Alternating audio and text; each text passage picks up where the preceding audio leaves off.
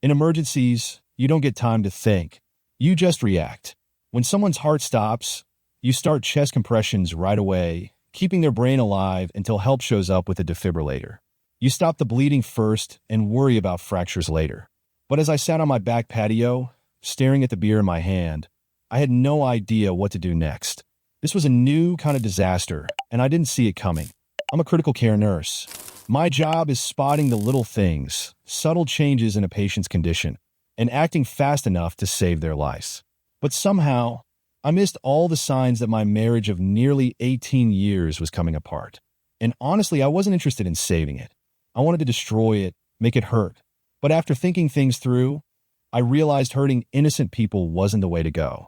My target was clear: my cheating wife and the loser she was messing around with. I took another sip of beer and stared at my yard, weighing my options. The lawn stretched out from the patio down to the bayou, broken up by just a few trees.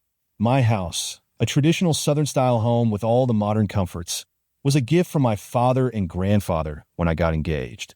The land had been in our family for generations, and my family's construction company built the house. I had chosen nursing over the family business, which disappointed Dad for a while, but I still ended up with a pretty good life. I had a boat, plenty of fishing gear, and I took my family on vacations when I could. Family was everything to me, and now that was in danger. I glanced next door and saw my sister's house, an exact copy of mine. I called her over. We needed to talk. "Isn't it a bit early for beer, Ethan?" "It's only 2 p.m., she said as she spotted my drink. "I'm off for the weekend, and I'm in the mood," I replied. She knew my work schedule, gave me a lot of free time. I preferred having a cooler nearby, so I didn't have to keep getting up. I offered her a beer, and she sat down. "So, what's the big deal?" "You told me not to call anyone before talking to you," Kara said. "I found out Nina's cheating on me," I said, my voice shaky. "Are you sure?" "That sounds like a mean prank," she asked, her face concerned. I nodded. "There's a video." "No mistake." "Who sent it?" she asked. "I have no clue," I said. "The email just said, 'You should know your wife's cheating. Here's proof.'" The sender was some ComResolve 888.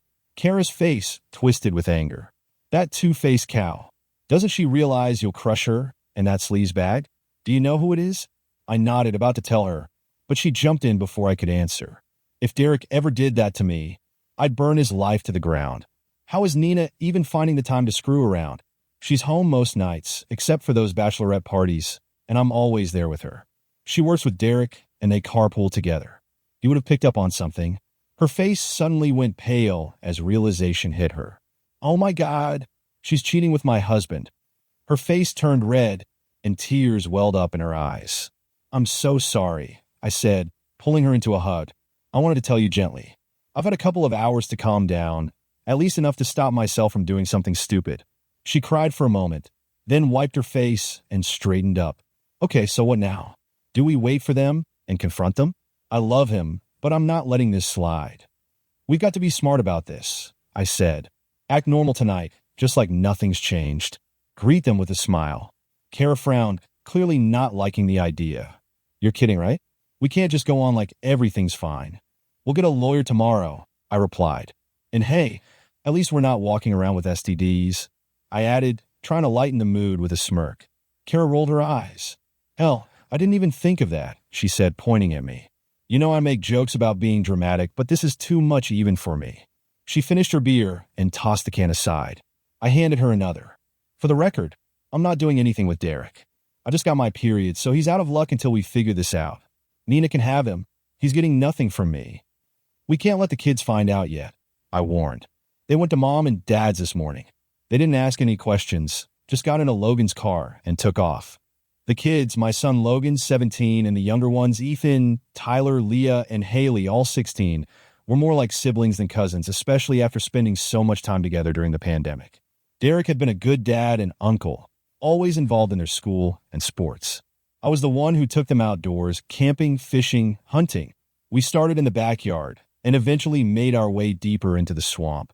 As they got older, we took longer fishing trips, with Derek usually handling the second boat. But lately, Derek had been staying behind, letting his boys take charge. About 3 weeks ago, I rearranged my work schedule so I could take 6 days off. I took the girls in one boat, and the boys took the other. We cruised slowly, making sure we didn't hit any snags in the shallow water, and everyone got a turn at the wheel. We spent the week at Grandpa's lakeside retreat, thinking we were bonding as a family. But apparently, Nina and Derek didn't care about that at all. The thought of telling the kids about Nina and Derek's affair was gut-wrenching. Family was everything to me, and knowing that this would tear them apart was almost too much to handle. I told Kara how hard it was for me to even think about it.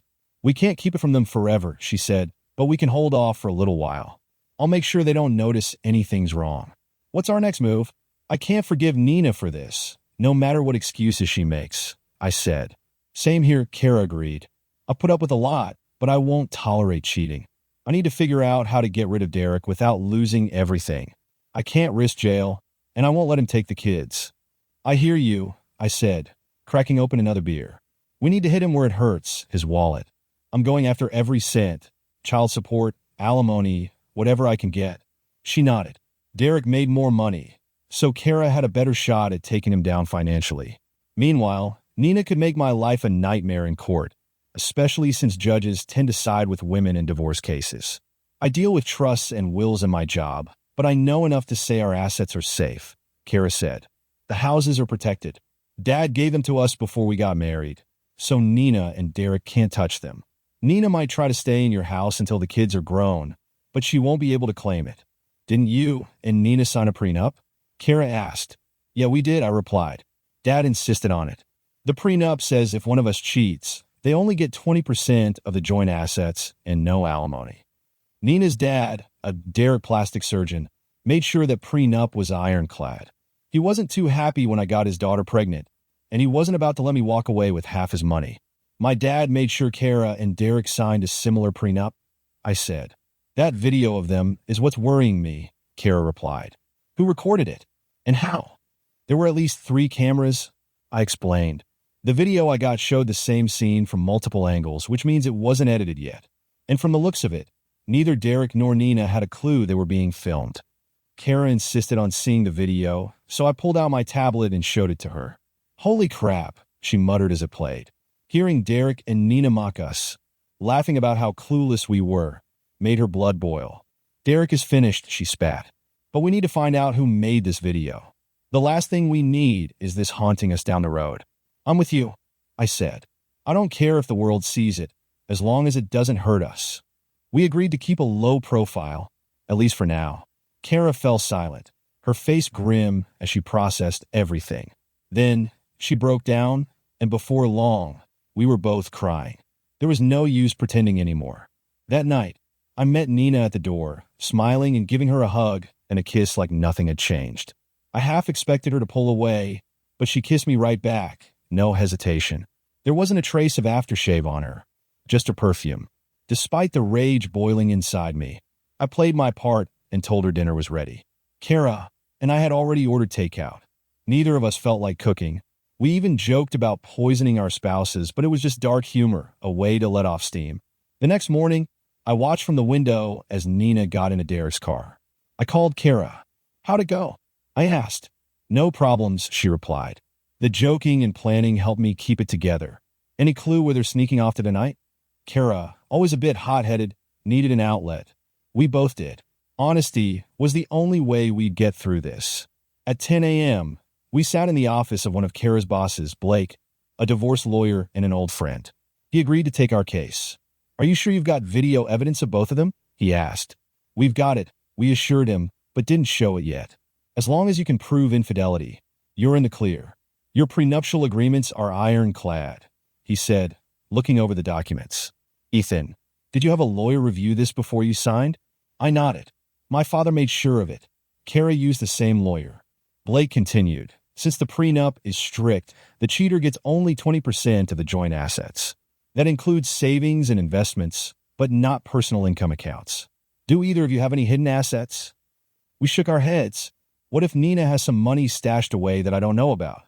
I asked. "If she does, it's still considered common property," Blake said. "It's like if you made home improvements without telling her. The house itself is safe, since it was a gift before marriage, but things like solar panels might be fair game. So, she only gets 20% because she cheated, right?" "I'm fine with giving her that," I said. We can figure out who gets the furniture and the other small stuff later. If she wants anything, she can cover the cost of moving it. Blake grinned. That's how we play the game. The good news is your prenup holds strong, as long as you can prove the affair. Keep the videos private for now. If they find out about them and try to sue, it'll depend on how the footage was obtained, so be careful. Kara and I nodded. We had tossed around the idea of editing the video and leaking it to friends and family, but we were worried about the blowback on the kids. Now, more than ever, we needed to figure out who filmed it. We decided to serve the divorce papers on Thursday at noon, but I suggested waiting until Friday afternoon to mess with their heads. Give them the whole weekend to stew without legal advice. But Blake convinced us to stick to Thursday, saying it would cut costs and still keep them busy with financial statements all weekend, likely racking up their legal fees. At first, we wanted to serve the papers in person, just to see their reactions up close. Blake, however, advised against that. Instead, we agreed to have the papers served at their workplace in front of their colleagues. After leaving Blake's office, we went straight to the bank. We set up new accounts in our names only, making sure we had statements for all our joint accounts. We canceled our credit cards and opened new ones, cutting off their access. As I checked my email, I saw 3 more videos of Nina and Derek had come through. I thanked the anonymous sender and asked how they got the footage, while expressing concern about it going public. Deep down, I kind of hoped the videos would get leaked, but I knew we had to be cautious. About an hour later, I got a reply with an address, 762 Oak Ridge Lane, apartment 12. I decided to check it out, and when I got there, I sweet-talked the lady at the desk, hinting that the tenant was involved in some shady dealings. She gave me what I needed. The apartment was rented by the same insurance company where Derek and Nina worked, and Derek's signature was on the lease. I couldn't help but wonder how their bosses would react if they found out they were paying for Derek's little love nest. At around 12:30, Nina called me, furious after being served the divorce papers. "What the hell is this?" she snapped. I kept my voice calm. "I know you found someone else, and I'm setting you free." We'd rehearsed our responses. Nina, though, was still in full denial, accusing me of believing lies and threatening to take me to the cleaners in the divorce, custody of the kids, child support, half our assets. She even suggested that Derek could move in with her and I could live with Kara. The thought of them playing house in my home made my blood boil. "Go ahead," I said, keeping my voice steady even though I was seething inside. "Get yourself a lawyer." I could feel the weight of my marriage falling apart, the regret gnawing at me. But the anger at her blatant lies kept me grounded. I just hoped Kara hadn't tipped her hand to Derek too soon. "Oh, and by the way," I added, "the girls are packing up your stuff." Kara told the boys to do the same for Derek. "Everything will be waiting for you at the curb this afternoon. We changed the locks and got a restraining order this morning. You'll need to find somewhere else to stay until the court sorts things out." Nina started screaming at me, but I hung up. 10 minutes later, Kara texted me, "Backyard, bring your cooler and make sure it's full." I grabbed the cooler and headed out back. Kara was already there, nursing a beer. "That idiot Derek," she said, taking a long sip. "He tried to pin it all on some secretary's gossip. I told him Nina fed me the same crap." "He denied everything," Kara said, shaking her head. "Told me we shouldn't believe a word of it." "What did you tell him?" I asked. "I told him to come get his stuff, but to call ahead because I had a loaded weapon waiting for him if things went sideways," she replied, dead serious. "Blake's coming over soon with 2 sheriff's deputies to keep things under control." I realized how smart that was. Derek could easily provoke me, and the last thing I needed was to end up in jail for knocking him out. My emotions were on edge, but I kept it in check like I do in a medical emergency. "You did good talking to the kids earlier," Kara said. "I wouldn't have been able to keep it together like that." We had gathered the kids and told them everything. Surprisingly, they didn't seem too shocked. They quietly started packing Nina and Derek's things without much fuss. "The kids handled it better than I expected," Kara continued. "Maybe they're in shock, or maybe they just don't realize how bad this is going to be." Just then my phone buzzed. "I wonder if it's from ComResolve 888, I said. "Check it," Kara urged. She helped me open the email, and it contained an audio file. We played it, and it was Nina's voice. "Can you believe Ethan and Kara served us?" Nina said, "They must have found out somehow. I can't believe this. Just last night, Ethan was all over me, acting so affectionate." "Relax," Derek replied. "They don't know anything for sure. Someone probably gossiped about us having lunch together or driving to work." We just need to deny everything. If they go through with the divorce, we'll make them pay. I know a lawyer who can help. Just don't admit to anything and act like everything's being recorded." When the file ended, Kara and I sat there in stunned silence. "Okay," I finally said, "let them think we're clueless. Derek mentioned they've been planning something for a while. We need to protect ourselves in case they do something illegal." Kara nodded, her eyes misting up. "We have to stay strong," she said quietly. "Blake says I'm in a better position since courts tend to favor women. But the idea of Nina getting custody of Logan and Haley while living rent-free in your house until Haley turns 18, even with a prenup, that's just brutal. She'll be sitting pretty while you pay child support." I felt the same way, but instead of diving into my own anger, I hugged Kara as she let her tears fall. I promised her we'd come out on top, but deep down, I wasn't so sure.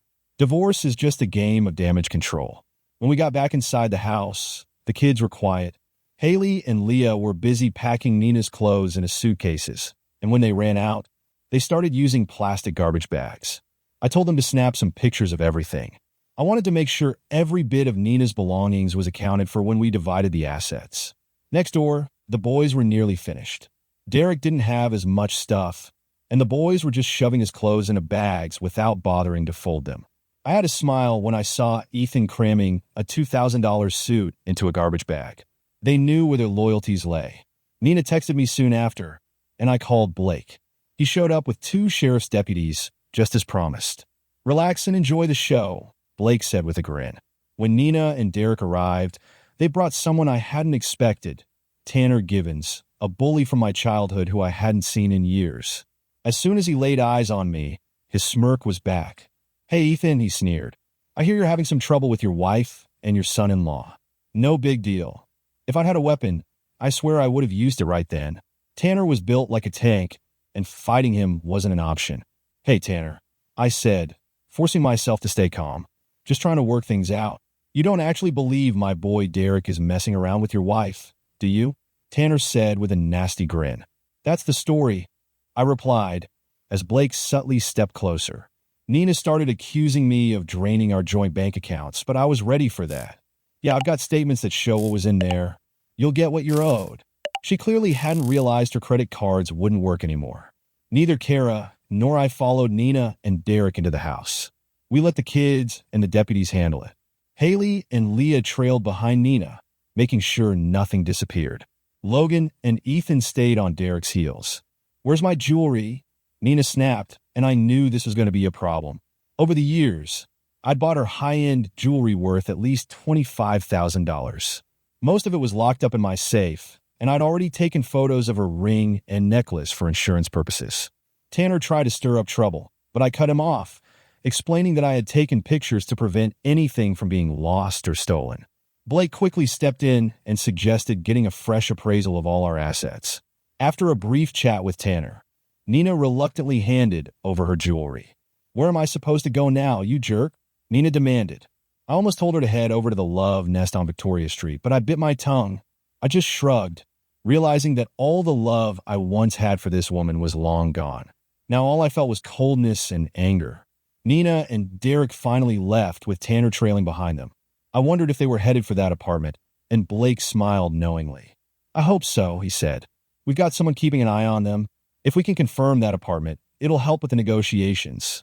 Instead, they ended up at the Cedar Grove Hotel near their office. I actually felt a bit of satisfaction as I helped them move their things into the hotel. I knew I needed more flash drives to make backup copies of the audio and video files. Later, while Kara and the girls were making dinner, my phone beeped with another email. I motioned for Kara to follow me to the computer. It was another audio file. "All right, guys," Tanner's voice crackled through the speakers. "Someone's probably watching Ethan. So here's what you need to do. Stay at a motel and make sure both beds look used. The investigator might bribe the maid to check the room. So wet the tissues, ruffle the towels, run the shower, and use some shampoo. Make it look convincing." "It was embarrassing when my credit card got declined," Derek's voice chimed in. "Good thing I took extra cash." "What's next?" "We'll open a new account with the credit card company," Tanner continued. "Ethan's been sniffing around Nina's jewelry, too. He's probably got a list of what she owns. You've got to protect any hidden assets. Legally, they're community property, But if Ethan and Kara don't know about them, they can't claim them. Just don't hide too much. You might get caught. If you've got a secret bank account, make sure there's only a small amount in there. Offshore accounts are safer. You don't want to get caught lying under oath. What should we do now? Nina asked. They'll probably find our Red River City accounts, Derek muttered. Screw that, Tanner interrupted. We'll fly to the Cayman Islands and set up an account there. And don't forget to make the room look used. Wet the shower, ruffle the towels, and all that. I'll let the office know you're taking tomorrow off. The audio ended, leaving Kara and me in shock. Do they really have secret bank accounts? Kara asked with a deep sigh. Where's the money coming from? I felt the same pit in my stomach.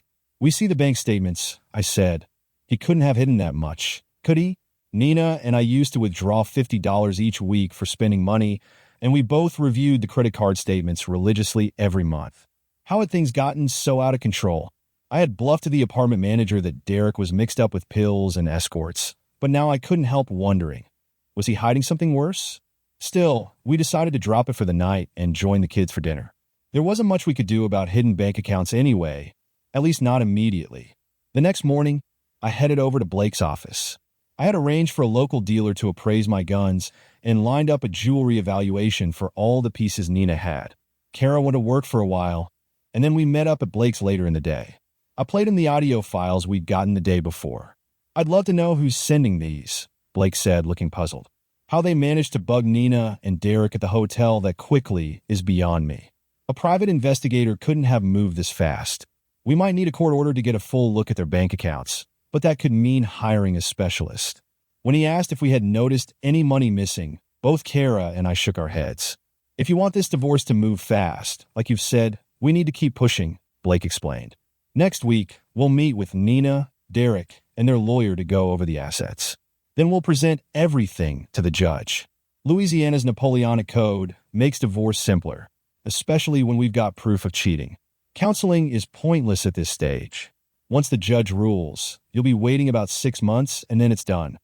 Blake added, Oh, and Tanner called, demanding you release an extra 30% of the money you pull from the accounts. I reminded him that the prenup states cheaters only get 20%. He tried to demand proof of infidelity, but I told him we'd present that in court. He's grasping at straws now. I couldn't help but chuckle at the image of Tanner scrambling to keep his head above water. Wouldn't it be something if we could play a tape of him advising Derek to hide money offshore in front of the judge? That weekend, I had to go back to work. Rachel, the head nurse, couldn't cover my shifts. What if I suddenly come down with a cough and need a COVID test? I joked. Don't be stupid. Rachel shot back with a smile. You got plenty of sick days saved up. Use them. And take your vacation days, too, if you need them. I still can't believe Nina did this to you. How about you work this weekend, and I'll take my vacation starting Monday? I offered. Are you serious? That'd be a lifesaver, she said, clearly relieved. I'll start your sick leave, and then we'll roll into your vacation. Take all the time you need, and keep me updated. It felt good to work. The ICU is always hectic, especially on weekends, and it helped keep my mind off things.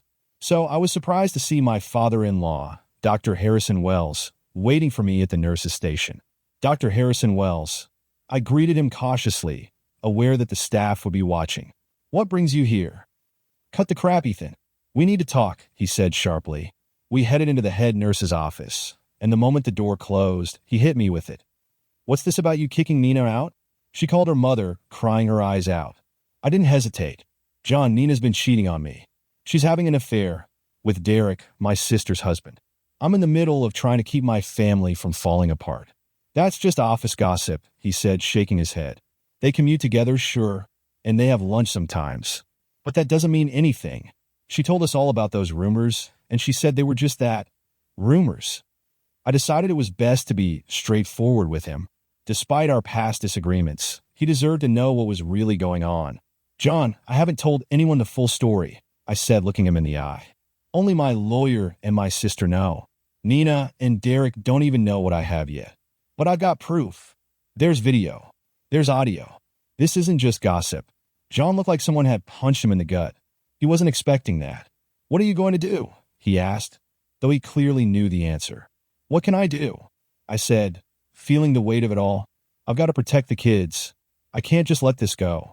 John sighed deeply, then said with brutal honesty, "If Nina had proof that you were cheating, I'd want your head. I'd help her take you down." His eyes welled up with tears. "How are Logan and Haley holding up?" he asked quietly. "They've been talking more to their cousins than to Kara or me," I said. "They're upset with Nina, but I've told them they need to talk to her. I don't know if they've had that conversation yet." John seemed to retreat into his thoughts for a moment, then said softly, "I'm not getting involved in this. I thought you were blowing gossip out of proportion." He cleared his throat and added, "But my priority is Logan and Haley. I'll help Nina with whatever she needs, but if the evidence you have is real, and I can tell it is, I'll have to accept it." He stood up, his shoulders slumped in defeat. "Stay in touch, Ethan. You're an honorable man."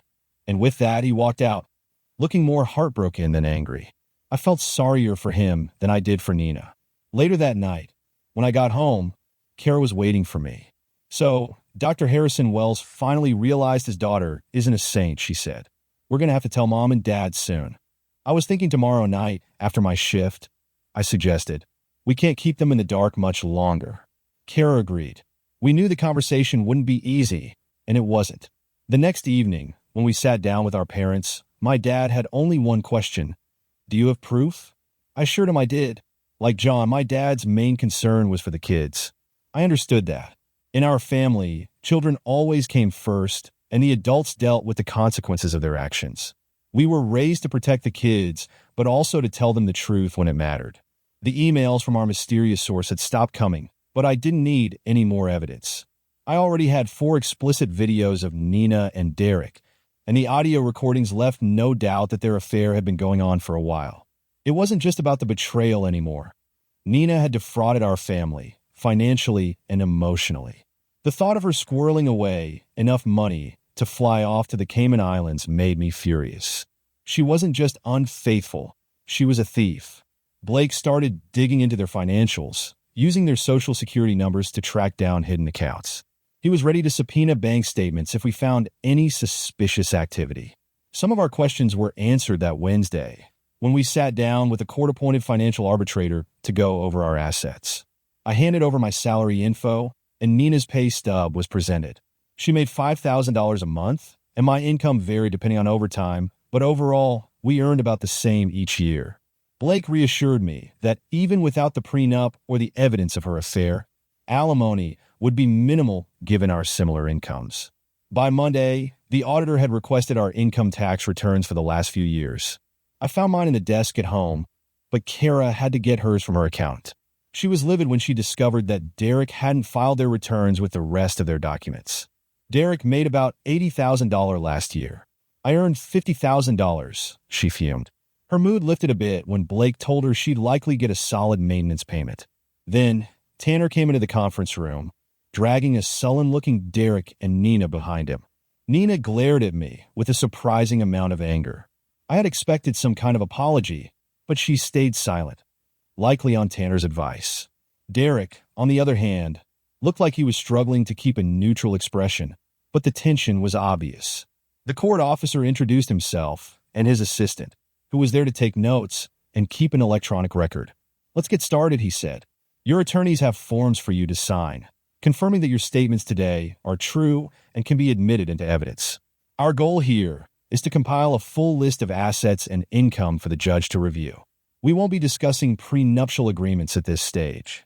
He continued, "Regarding vehicle valuations, we'll use the standard blue book value. If the car your child drives is in your name, we can consider it separate from community property, but only if both parties agree.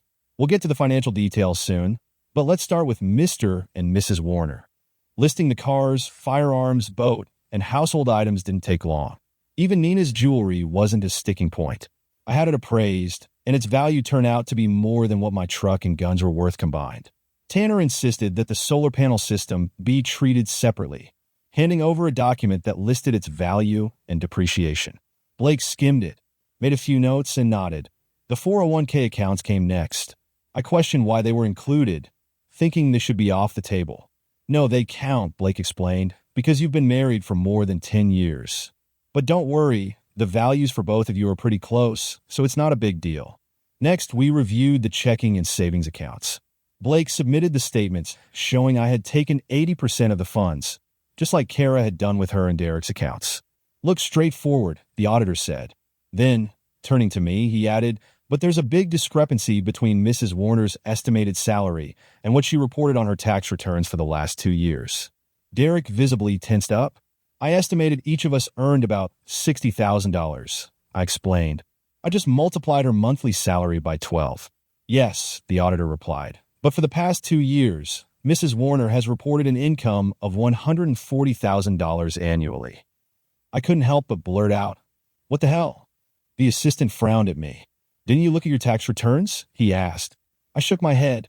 Nina and Derek hired a new accountant to handle the taxes electronically. I just looked at the refund we got.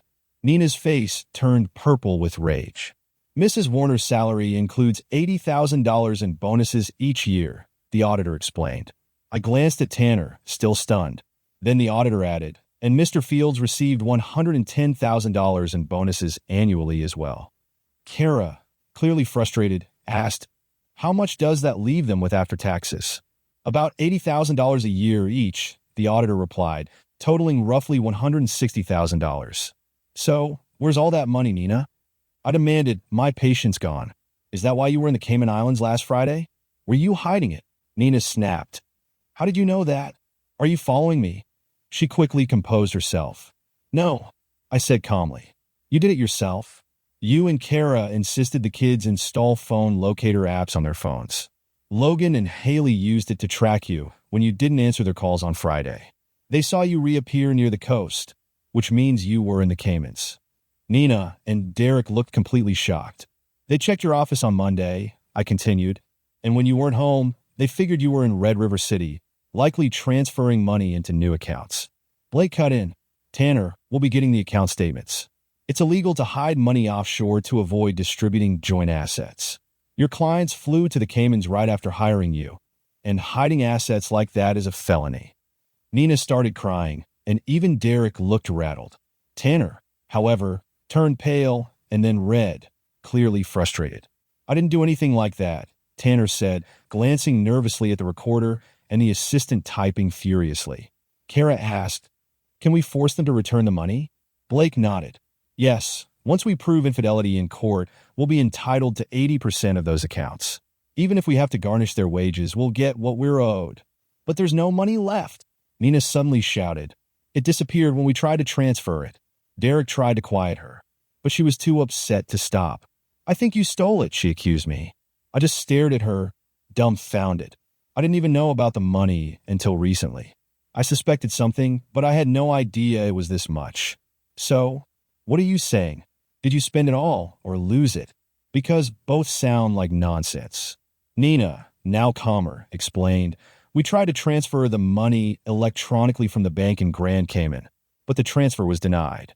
We went to Red River City to figure it out. The online statement showed the transfer, but there was no routing number or account information." The auditor looked up. "Provide me with the bank information for the Red River City account, and I'll investigate. We can get results quickly and enter them into the court documents." Derek and Nina left the room looking defeated. As soon as they were out, Kara turned to me. "Where did all the money go?" I shrugged, equally baffled, but secretly satisfied. It seemed like everything was falling apart for them. Our case was moving faster than we expected, likely because Nina and Derek had been pushing Tanner to speed things along. They spent a week holed up at the Cedar Grove Hotel before moving into that apartment on Victoria Street. I couldn't help but laugh at the thought of them stuck in their little love nest, probably short on cash now that their shady plan was backfiring. All 5 kids insisted on attending the hearing, and I agreed since this divorce was affecting them too. Blake made sure they knew what to expect. Judge Hudson Keller ran his hearings semi-formally, sitting at the table with us. Blake, Kara, and I were on one side, with Tanner, Derek, and Nina across from us. The kids sat behind us in the gallery. When the judge entered, Blake signaled for us to stand, but the judge waved us down. "I handle family cases in a semi-formal setting," Judge Hudson Keller explained. "Sit down. Speak when I address you. If you want to say something, raise your hand, and don't piss me off, or I'll throw you out." "Got it." The kids had to stifle their laughter at his last remark. The judge continued, "I've reviewed both cases. Normally, I would handle them separately, but given the evidence and the connections between the parties, We'll treat this as one case. Infidelity involving siblings here in Louisiana changes things. While infidelity alone isn't grounds for divorce, your prenuptial agreements change how property is divided in such cases. Therefore, I'll need solid evidence of infidelity before making a final ruling, Judge Hudson Keller said. Now, there have been some discrepancies regarding monetary assets, with accusations of hidden funds. He paused, reviewing his notes. My investigation shows that Mrs. Warner and Mr. Fields have bank accounts in Red River City with balances of $120,000 and $160,000, respectively. Both accounts were drained the Monday before the divorce filings. The correct passwords and security questions were used, which means Mrs. Warner and Mr. Fields, or someone authorized by them, made the transfers. My heart raced. The investigation revealed that the funds were split evenly into 5 accounts, one for each of their children, Logan and Haley Warner, and Ethan, Tyler, and Cynthia Fields. These transfers were legal under the Uniform Gifts to Minors Act. The accounts were established years ago, likely for college funds or inheritance purposes. I was stunned. Why had Nina made such a fuss if she had moved the money to the kids? The judge continued. The parents demonstrated some responsibility, if not remorse, by placing the money in their children's accounts. Once deposited, those funds are non-refundable unless we can prove fraud. Does anyone have evidence of fraud? I was thrilled. Sure, I would have preferred getting my 80%, but knowing the money went to the kids felt like a win. Nina and Derek, on the other hand, looked like they'd just been outmaneuvered. When Judge Hudson Keller asked if we had proof of fraud, we all shook our heads and said, "No, Your Honor." Nina and Derek exchanged uneasy glances, probably fearing potential charges for attempting to hide money overseas. Neither of them seemed eager to challenge the judge's findings. Now, let's move on to custody matters, Judge Hudson Keller said, shifting gears. That's when my daughter Haley raised her hand. Yes, Your Honor. I read that kids over the age of 15 can choose which parent they want to live with, she stated. In some states, yes, the judge replied. Here in Louisiana, I'll consider the children's preferences, but only after speaking with them privately. Haley stood up. I don't need to speak privately, Your Honor. My mom cheated on my dad and the whole family. I want to live with my dad. Logan stood next. Same here. I want to live with my dad too. Then Ethan, Tyler, and Leah all rose from their seats, declaring they wanted to live with their mother for the same reason. My heart pounded as I sat there, squeezing Kara's hand under the table. Judge Hudson Keller nodded. I'll take your wishes into account, he said with a small smile. But it hasn't yet been established that there was, as you say, treason. Haley raised her hand again, and the judge turned back to her. Yes, I also read that at 16, you can petition the court for emancipation, and at 17, you can leave home without needing a petition, she said. The judge chuckled. That's true. The 17-year-old rule is an old law intended for young men who wanted to join the military without needing parental consent. For a 16-year-old to petition for emancipation, they need to prove they can support themselves. Haley nodded. I have a college fund, and my grandparents contributed another $56,000 to it. Leah chimed in, same here. We all have enough money saved up to live comfortably on our own for a while. Then Tyler stood, smiling. Yeah, we could run a place together. Logan and Ethan both stood up as well. If we pool our money, the 5 of us could live just fine on our own, Logan said confidently. I glanced at Judge Hudson Keller, who seemed to be suppressing a laugh. Let me guess, he said. If I don't go along with your wishes, you'll all either petition for emancipation or leave home anyway. All 5 kids nodded in unison. Sit down, he commanded with a stern expression. I'll consider what you've said. Turning back to the main issue, the judge continued. Now, there's an allegation of infidelity here which affects the prenuptial agreements and how the property is divided. I'll need to see the evidence of this claim. Blake stood up. Your Honor, I have these photographs of Derek Fields and Nina Warner together, he said. Tanner immediately objected. Photos can be altered, Your Honor. I have a picture of myself shaking hands with the president and another of us playing golf. Both fakes made by my son as a joke. Defense hasn't identified the source of this so-called evidence. Judge Hudson Keller looked at Blake, then at me and Kara. Blake gave me a nod, signaling that it was time for me to speak. Your Honor, the evidence was sent to me anonymously. I received several video and audio files, and I took these screenshots from one of the videos. I have the full video on a DVD and a thumb drive. I glanced over at Derek and Nina, who were visibly shaken, their faces turning red and pale in waves. They looked like they'd seen ghosts. Judge Hudson Keller watched their reactions carefully. Do we need to reproduce this video evidence, or do all parties agree that infidelity occurred? He asked. Tanner wanted to see the footage, but Nina and Derek quickly begged the judge not to show the video. After a brief consultation with him, Tanner backed down. Can I have a moment to speak with my clients, Your Honor? After a quick, whispered conversation, he reluctantly said, We agree with the plaintiff's claim, Your Honor. Very well, Judge Hudson Keller said. Since all parties agree that infidelity occurred, the marriage contracts will be upheld. He continued, Ethan Warner and Kara Fields are awarded 80% of the community property in each case. I recommend working out the exact distribution of assets with your attorneys to avoid further court involvement. Regarding custody, Ethan Warner will have full custody of Logan and Haley Warner, and Kara Fields will have full custody of Cynthia, Ethan, and David Fields as requested. The non-custodial parents will have full visitation rights. He then addressed the financial obligations. With the higher incomes now factored in, Mrs. Warner will pay Mr. Warner $1,000 per month for the next 3 years, and Mr. Fields will pay Mrs. Fields $2,000 per month for the same period. Each dependent child will receive $500 monthly until they turn 18. Blake quietly remarked that we could appeal for higher payments, but I decided against it, and Kara followed suit. After the judge dismissed us, we all stood up to leave. Blake informed us that he would set up a meeting to handle the details of dividing the property. I told the kids to head home, change clothes, and wait for me so we could have a family meeting. As Kara and I made our way to the back of the courtroom, my father was waiting. So, when did you figure it out, Dad? I asked with a knowing smile. Kara looked confused. It hit me when Haley and Leah made those comments about the video. I explained to her. Turns out, ComResolve 888 is just a personality the kids invented. Kara's jaw dropped. No way, she whispered. Dad nodded. I figured it out a few days ago when I saw an old credit card bill. He said, 2 months ago, Logan and Ethan asked me if they could borrow my credit card to plan something special for your anniversary. They promised to pay me back around $500. When I checked the statement, I noticed a charge from an electronics store. At first, I didn't think much of it, but when I called the company, they told me the kids had purchased cell phone bugs. The kids spent $500 on spy devices? I asked, still stunned. Yep, Dad confirmed. And apparently, they weren't cheap. I have no idea where they got the video cameras from, though.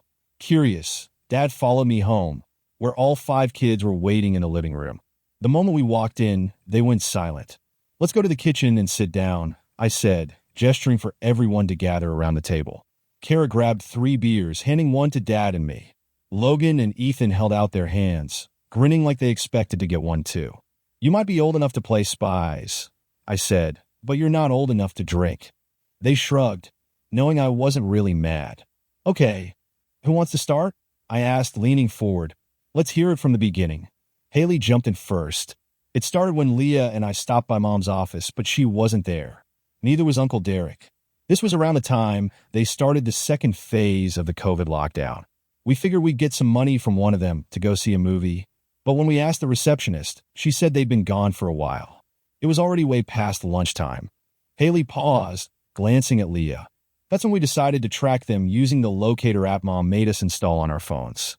It showed they were at some random address. So, we went to check it out. Turns out it was an apartment building. We waited outside and saw Uncle Derek's car parked there. A little while later, they came out walking hand in hand laughing. That's when we started putting things together. They were meeting there regularly, Leah added, for 3 days straight.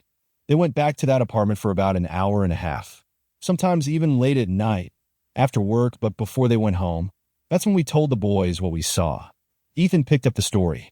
We did some research and found out about these cell phone bugs you can install with an app. It works kind of like a hidden phone call running in the background, recording all the sounds around the phone.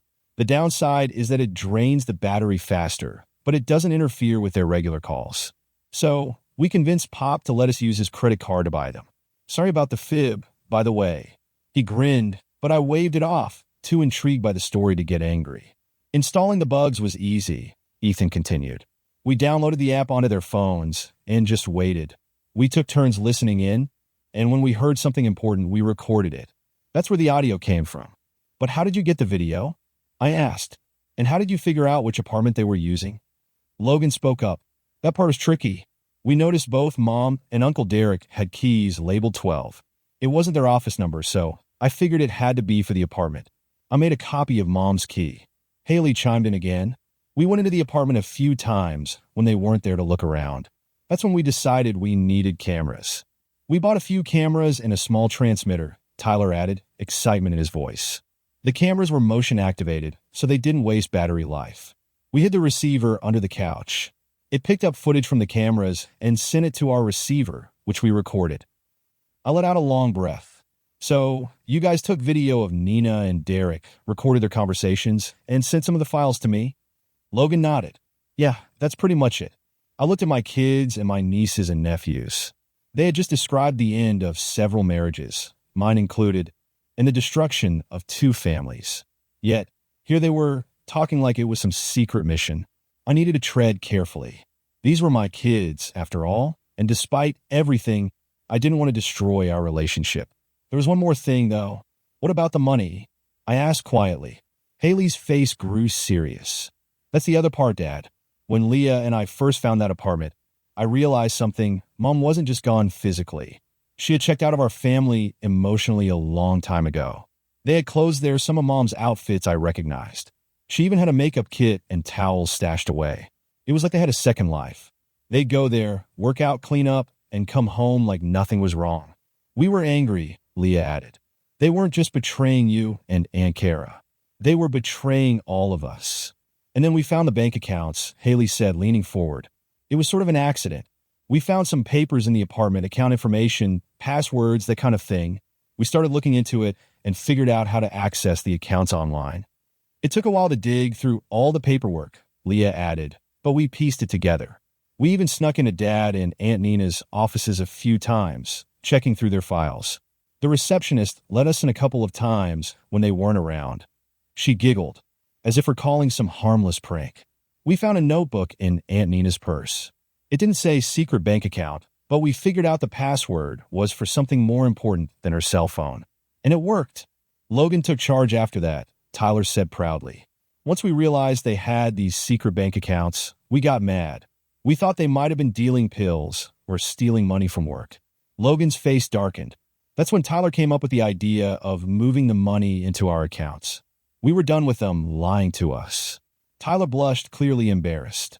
Actually, what I said was that we couldn't let Dad and Aunt Nina walk away with all the money and leave us with nothing, he admitted. We read about dividing assets in a divorce, and we didn't like the idea of them keeping half either. We figured, since we had those accounts set up by Pop, why not take it all? I thought maybe the cops would catch us, but since we're minors and it was technically our parents' money, we wouldn't get in too much trouble. So, we went for it.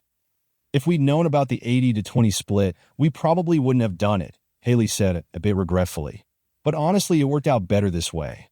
I nodded, finally beginning to piece everything together. And then you guys started sending me the video and audio files?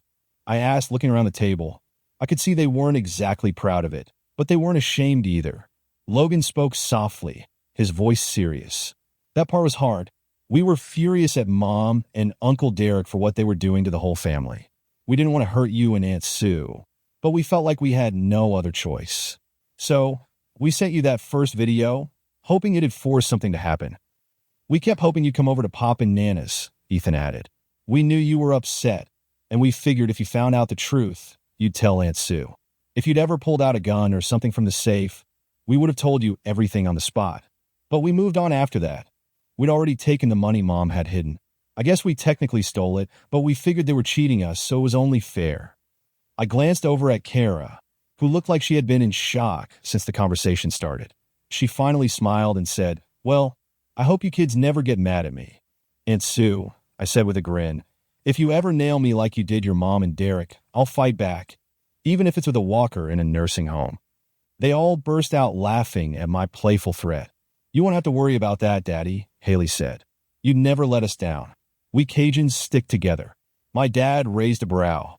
There's one thing I still don't get, he said.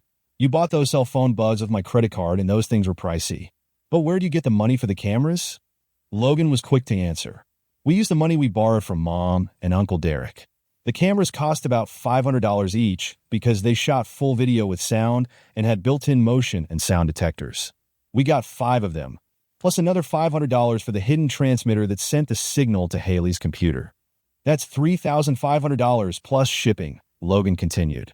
But we can return the cameras and transmitter and get half the money back if we return them undamaged. We already pulled all the equipment out of the apartment, but we probably lost the bugs since they're still installed in their phones. I stared at Logan, feeling a mix of amazement and disbelief. And the credit card? I don't have a Visa card. You do now, Logan replied casually. I applied for it and forged your signature.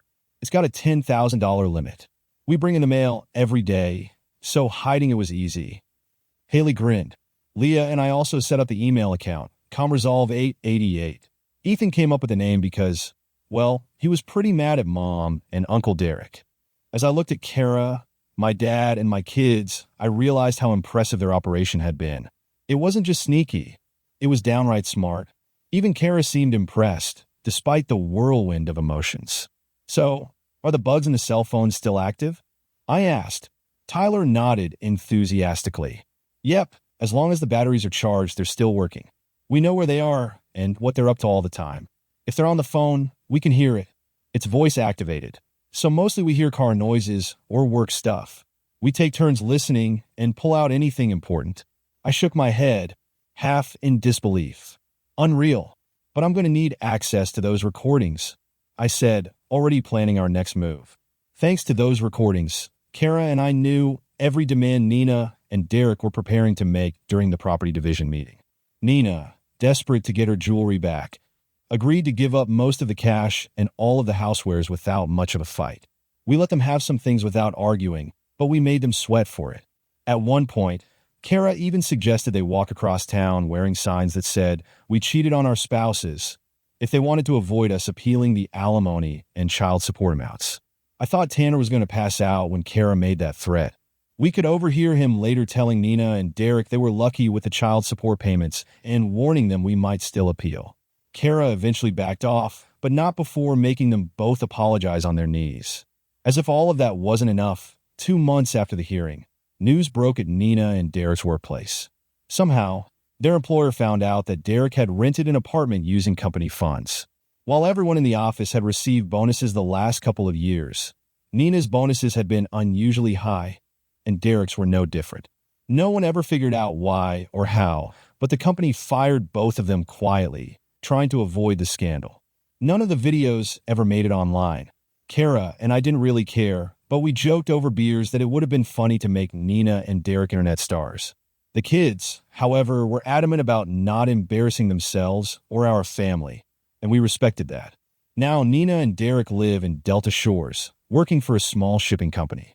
They rarely visit the kids, and even phone calls are few and far between. Last I heard, they were struggling to pay child support and alimony. I wish them well. Well, maybe not.